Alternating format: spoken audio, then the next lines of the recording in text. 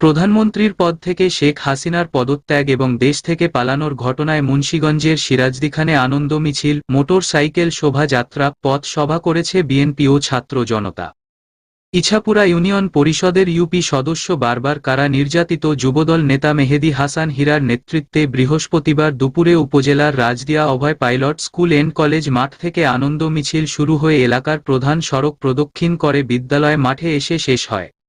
আনন্দ মিছিলে উপস্থিত ছিলেন উপজেলা বিএনপির সহ সভাপতি ওয়াহিদুজ্জামান মিলন, ইছাপুরা ইউনিয়ন বিএনপির সভাপতি মোহাম্মদ নাজমুল হোসেন, বিএনপি নেতা আব্দুল হালিম শেখ, মাহবুবুর রহমান স্বপন, আবু সাইদ হাওলাদার, মোহাম্মদ মাসুম অর রশিদ, হাজি মুসা, হাফেজ মাওলানা ইমরান হোসেন, শেখ আমিন সহ ইউনিয়ন বিএনপি ও অঙ্গ সংগঠনের নেতাকর্মীরা উপস্থিত ছিলেন।